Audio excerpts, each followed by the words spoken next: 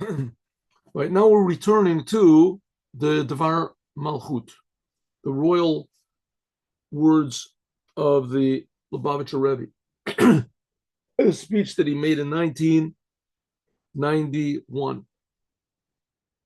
He's talking about Moses, Moshe, taking the Jews out of Egypt. And he talked about the whole point of Moshe, that he had the unique ability, which no one in the world has, to reveal the essence of God in the lowest places, to transform the whole entire world to godliness. And that's hinted at by his name, Moshe, and the Ish Elokim. Moshe's man God. Maybe I'll look this 1 second. Let me have this. Moses is a man God. That we're okay. Here. Yeah. 1 minute. What happened over here? What happened? Oh, yeah. Here. The prayer of Moses, man God. This is the 90th Psalm. The Rebbe explained the number 90. Remember, we talked about that. The number 90 shows on permanence. And it says Moses, that's how Moses is connected to the essence of God, drawn out from the water. And he's a man of God, that he is able to bring God into man, into the world. And then the Rebbe said yesterday, we learned that Moses, the name Moses was because he was drawn out, Masheh. It was drawn out from the water. And the Rebbe said, according to Kabbalah, that means the water is the highest level of concealment of God that there can possibly be. The essence, that's where Moses was drawn from. But the Rebbe said, but that seems to contradict the simple meaning. Moses was drawn from the Nile River. The Nile River was the idolatry of Egypt. And who saved him? Paro's daughter. Paro was like the king of idolatry, the most evil person in the world, the king of evil. And he was the one that raised Moses. Moses was brought up in his house. His daughter, Paro's daughter, so that was like the daughter of the king of evil, brought up Moses in her house. That's the word Moses means, Moshe, that he was drawn out from this pure idolatry, the river that, right, and he was brought up in idolatry. So that's where Moses comes from. So says the Rebbe, yes, that's the whole point. Idolatry really is a creation of God. Idolatry, the devil, evil, death, all these bad things. These are creations of God. The creations of God that God does not want to activate. They're there in potential as a result of our bad choices that we make. But God wants us to have at least potential to make bad choices if we want to. And that's what Moses comes from. He comes from this inner, a potential that God gives in the world, the plan of creation, that we should turn from bad and transform it to good. That's where Moses comes from. He comes from this essence of God, the essence of free will. That's where Moshe comes from. That's where he's drawn out. Therefore, he's drawn out of idolatry to show that everybody can get out of idolatry and even to transform it to, like you say, Judaism. Okay, now, 1 second. This word. Yeah. Okay. According to this, now we can understand another thing in the letter Tzaddik. It's known that in the letter Hey, God created this world. It says, Ki b'yudke tzur olamim, that in the letters Yud and Hey, God made the world. With the letters Yud and Hey. And so it says, with the letter Yud, he created all the upper worlds. And with the letter Hey, he created this physical world. It's another way of saying God's created Sha'olam, that the world was created with the letter Hey. Sheyesh lo shlosh kavim. The world has 3 pillars, just like we just finished learning about matzah. The God's creative force, which is called God's kingship, Malchut, that's the last letter of God's name. Yud, that's the first letter. That's like Chokhmah. Hey, that's like Bina. Vav, that's the 6 emotions. Vav is 6. And the Hey, that's God's creative force. That letter Hey is the last, that has 3 lines to it. Let's see, find the Hey here. See the letter Hey? Here it's not so good because they draw the head with a line, but usually it's drawn straight. It's a straight line. It has three lines to it, and that corresponds to of the world. Bria, Yetzir, and Asiya. A little bit different from what we just learned. That's thought, speech, and action. The top of it and the right side, which are joined together, that corresponds to thought and speech of God. And the left foot, that's separated from the top, that's this physical world, Asiya. Then on it says Afasisi. God said, I've formed the world, I've created it, I've created the world, I formed it. Also, I made it. The letter Af, that shows how godliness, which is separated from the rest. The letter Hey, this left side is separated from the left. It's a little bit different than what we just finished learning. A different lesson than what we just finished learning from the letter Hey. Namely, that this world is purposely separated from the oneness of God so that we can change it. The letter is separated. That's this physical world. Since the Olam was created complete, the world, when God created it, He created it complete. Like you buy a puzzle, you buy the complete puzzle, all the pieces are there. So if so, this world, which was created with the letter Hey, that's got a separation between the world, the physical world, and godliness, namely the concealment of this world, that we're concealed from the truth, from what God really is. Nevertheless, nevertheless, we say that the world, even though the world is in terrible shape and there's a lot of sins, but that's the complete, everything is here. Everything is here in a way that, like God created it, was complete in the way of Elohim. And we have a world that conceals on God, and that's what God wants. But He also wants that we should change it. Our service in this world can be expressed by the letter tzaddik, tzadi, that God chose, namely to choose Torah and commandments. This is tzadi. This is the side, my side. In other words, the changing of the world should come from me, from my side, my choice. That's what tzadi is. We said the letter tzadi, sometimes pronounced tzaddik, sometimes it's tzadi. It's pronounced that way. Tzadi means my side. How do we fix up the world? God purposely concealed the world. That's His part. What's my part? I'm supposed to fix it and reveal it. That's tzadi, my side. Then afterwards, we've decided to fix up the world, then we can go on another level. There's a vote of a tzaddik, that you can reach even, like I said, below the line, where there's what's created by means of doing sins. That from the letter Hey comes the letter Kuf. The letter Kuf is also similar to the letter Hey, right? It's also similar. The difference is that this left side goes down low. That its left leg goes down below the line, below the place where God created the world, right? So to speak. God created the world. He put in the world potential for evil. He didn't want us to use it, but we did use it. And that's the letter Kuf, how things came below the line.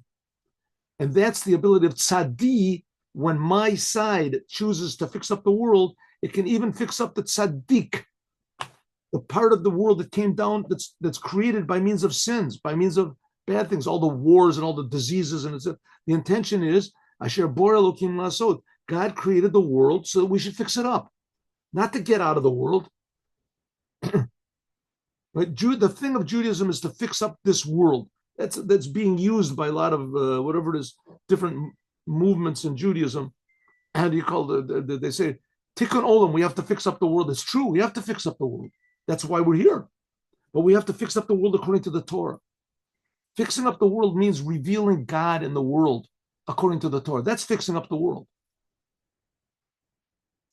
To fix it, that namely we become partners with God in the creation, and that we put the puzzle together. To refine and to purify and clarify what the world is. That's what Moses did. That's the whole thing of tzaddik. That's the thing of Moses, Ish Elokim. That's what we just finished saying right here. This is the prayer of Moses, Ish Elokim. It's prayer tzaddik, or tzaddik, to take the letter tzaddik, to bring godliness down into the kuf, that was done by Moses. Moshe Ish Elokim. A man, God, that he brought godliness into the world.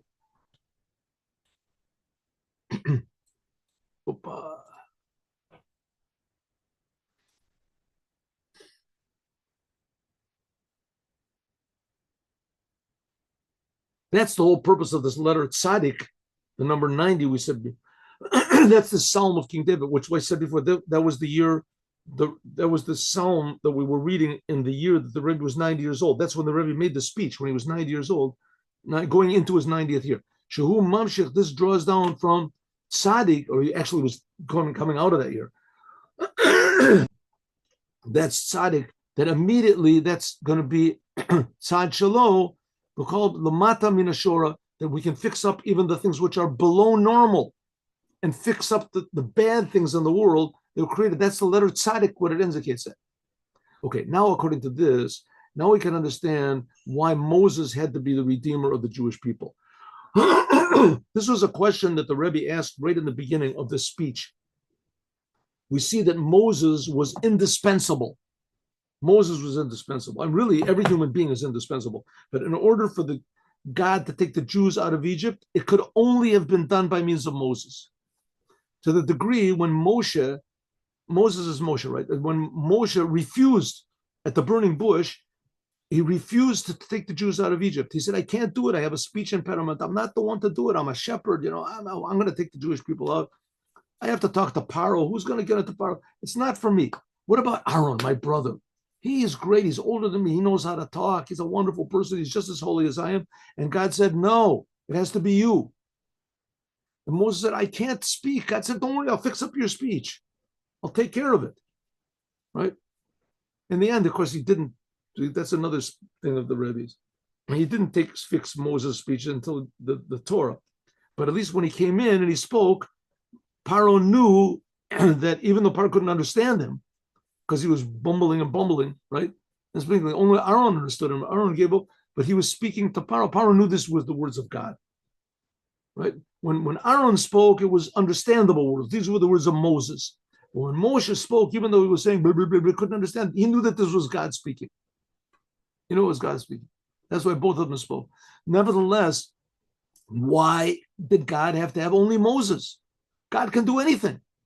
God already said, I'm going to fix up your mouth. So he could fix up somebody else's mouth. He could make a talking cow come into power. He could have done anything. God can do anything he wants to.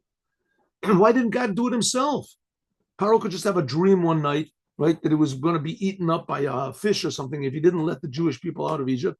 And he woke up all sweating. Says, what was it? I dreamt, right? And all of a sudden, soothsayers come and they say, Paro, this is a sign that you must release the Jewish people or you will be eaten like a fish. You're right. I'm letting them out. Why couldn't it be that way? That would have been really wonderful, huh? That would have been a real sign that God is with the Jewish people. He sent a whale, something like Jonah, big miracle, and Paro spit out the Jews, huh? Why not? No, had to be Moses. Okay, somebody else. No, only Moses. Only Moshe could do it. So to speak, God could not make another Moshe. Huh? That's what it seems. God, and Moshe refused. It says 7 days, God talked to him and tried to convince him until finally he convinced Moshe to do it, right? He could have said after 2 days, okay, Moshe, listen, I get the point. Just don't talk to me. Leave me alone. God should have said, right? Okay, get out. I'll find somebody else. Okay, that's what you want? I'll find somebody else. Okay, good. Be happy. Tend the sheep. Okay, I made a mistake. God could have said, I thought you would do it, but okay. No. After the second day, Moses refused. The third day, he refused. Finally, after 7 days, God said, okay, you know what? You'll go together with Aaron. Moses said, okay, I'll go. What's so special about Moses? Why? He says, now we can understand the thing about Moses, that he's going to redeem the Jewish people. He'll take the Jewish people out of Egypt. Then Moses says he was the first redeemer. He's going to be the last redeemer. Why? Since that because Moshe was the level of tefillah, LaMoshe Ish Elokim. We learned yesterday that this is talking about 3 levels in Moshe himself. That Moshe was Ish Elokim means he could bring a level of godliness into the world. Elohim, godliness, Ish, into people. Moses could do it. And there was a higher level of Moshe. How Moshe himself was totally united with the Creator. He's drawn from the water, we said. And then there's a higher level even than that. And that is this level of tefillah. Tefillah means joining. That he had the ability to join even this level of godliness, which is totally not relevant to the world at all. He could bring it into the world. That's essentially what happened in Mount Sinai. Namely, because Moses had this unique ability, he had in his power to draw down the geula, the redemption, the revelation of the infinite power, infinite reality of God into the physical reality of the world. In other words, what does it mean? When this happens, what happens? That every stone suddenly becomes holy. Every motion, every breath, every human being, so much more so, right? Every human being, every deed that's done becomes infinite, eternal. We don't know what that means. We have no idea what that means. We don't know what infinite is. What is godliness? That's exile. We don't feel reality. We don't feel that how important everything that's done in this world is to God. We don't feel it. And Moshe is the only person that can reveal it. Only Moshe. I know I've said it 1,000 times before, but that's the whole thing of why all the other religions in the world are talking about going to heaven. You're going to go to heaven. You're going to get into heaven. You're going to be saved. You're going to go to heaven. And you're going to get it. And Judaism says this world is infinitely good, infinitely better than heaven, infinitely better. Every detail in the world, your family with your car and your children and everything is infinitely higher than heaven. We have to reveal it. That's why God gave the Torah. That only could have been accomplished by Moses. Moses was a one-time, they threw away the mold. What does it say? Moshe, L'gol et Bnei Israel, he was the one that could take the Jewish people out of Egypt. If God said, okay, you know what, I'll make another Moshe. So Moshe said, okay, do it. So he would have made another Moshe. It would have been the same thing as the first Moshe. That's what Moshe is. He had total free will. And God said, okay, now I've thrown away the first Moshe. Don't make the first same mistake as Moshe made. Take the Jews out of Egypt. No. Another one. Okay, I'll make another Moshe. It's not going to work. Moshe has to be a person that has free will and a person that does not want to be big. He only wants to be a servant of God. And being servant of God implies you have to be humble. You have to be small. You have to be this. You can't be going and taking the Jews out of Egypt, doing all these miracles. God said, oh, yes, it does. That's what it means. Right? Until finally Moshe agreed. That's what Moshe is. God made a special thing. Moshe had total, ultimate free will to reveal this total, ultimate free will in every single human being, Jews first. Until even the klippas and avodah zorah, until even the forces of evil and idolatry of Egypt, with the power of this to redeem, to take the Jews out of this, and eventually even the future redemption. It's like it says like in the prophecy of Micha, like the days of going out of Egypt, God said, I will show you miracles. Not just miracles that will be in nature, like Ish Elohim, but miracles which will be above nature, totally above nature, niflaot, that the whole world will transform to goodness. When they left Egypt, God had to decimate Egypt. Right? There was only a little bit left. In the future, there won't be any of this decimation and destruction. It'll just be good. This will be a redemption that is not after it, in a way that the world will be a dwelling for God, a dwelling which will set forever. I just thought about this. Maybe I'm wrong, but I'll just throw this out. You can throw it away also if you want to, but I'll throw it out. A lot of these people, like the Hamas and these guys, they really think they're going to go to heaven. They really think they're going to go to heaven. And they really believe that the way to do it, which basically that was what Muhammad's message was. Muhammad was a big warrior, a very successful warrior. And he made everybody believe by means of war. And he said, don't worry about it. If you make war and you die in war, in battle, or you give money, then you're going to go to heaven. And there's nothing like heaven. You go to heaven, you get whatever you want. Right? Anything you want, it's multiplied by 70 or whatever. Heaven, heaven, heaven. You're going to go to heaven. So they really believe that, by killing and doing which they want to do anyway, it's in their nature, but they figure that they're not going to oppose their nature. Their nature is that you get killed and you die, you're going to go to heaven. Okay, but if Mashiach comes and convinces them that this world is even better than heaven by means of making a war, like they always claim, against your desire to go out and kill, against your own desires, that this world will be better than anything else, right? Then there won't be any more wars in the world. People will realize that they've been fooled, right? They've been fooled. There's other religions say if you worship this person, do idolatry, you go to heaven. Mashiach is going to come and say, hey, we don't want to go to heaven. This world is even going to be better. And you get this world by not doing idolatry. Don't believe in people. Don't make war. In any case, that's the job of Moshe. Moshe's job, and this now we can understand the big miracle that happened on Shabbat HaGadol, this coming Shabbat, which the Egyptians' firstborn made war against the Egyptian army. Right? The Egyptian firstborn, what happened? The Jews were commanded to take a sheep or a goat into their houses and to watch it for 4 days and then slaughter it and leave Egypt. And of course, these goats make a lot of noise. And the next door neighbors, and not only that, the goats and the sheep, they were in the idolatry of Egypt. And so all the Egyptians said, what are you Jewish people doing? Why are you taking our Lord and tying him up in your house? So, we're going to kill him and sacrifices because God is going to kill all the firstborn. Well, this eventually got around to the firstborn.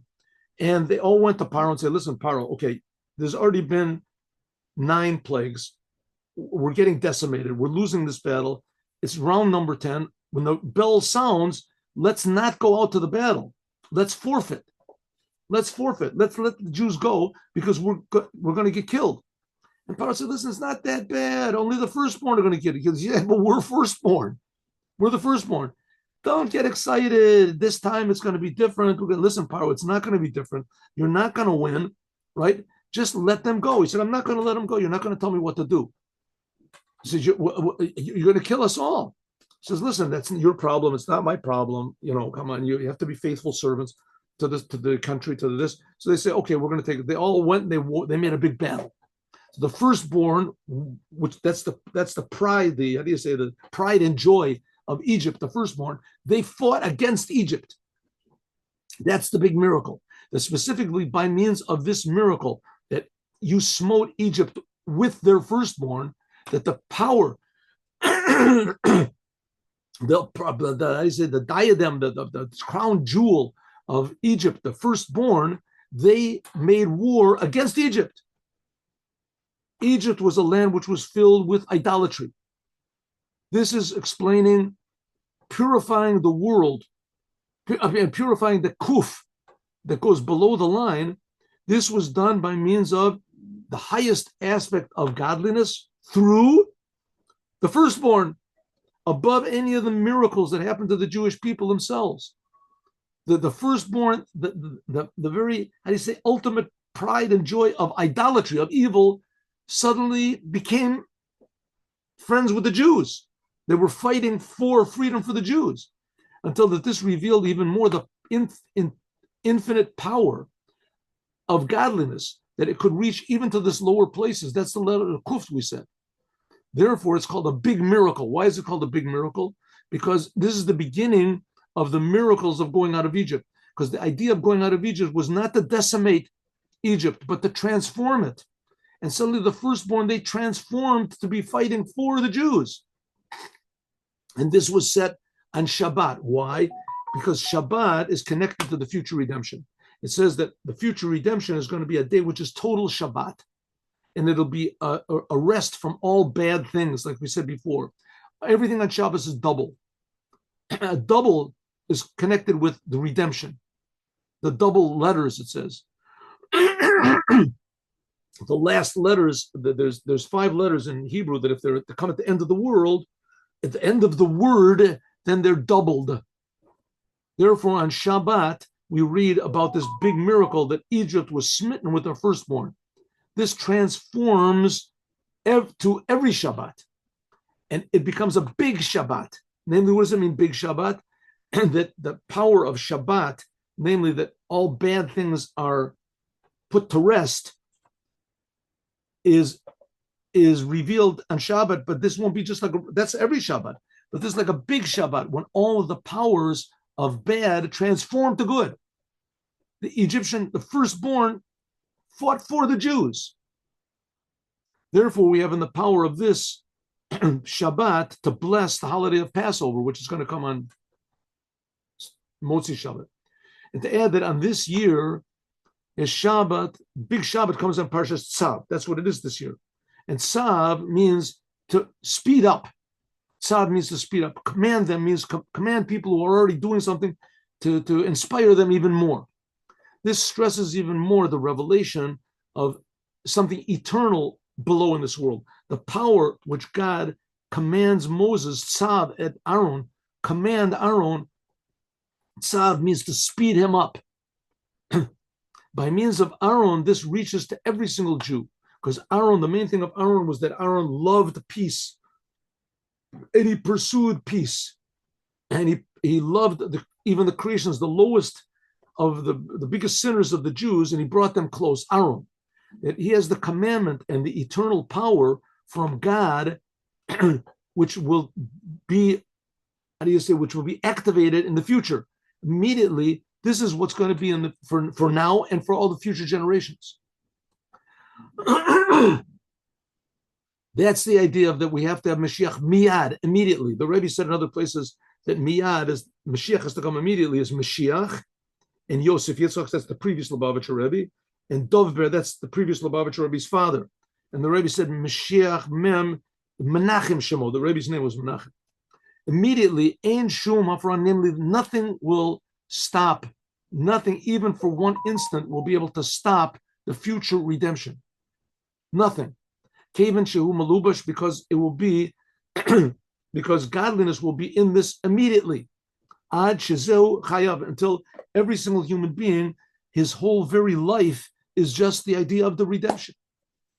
It's just the idea that God is with us, God cares about us, and all the bad things in the world are extra.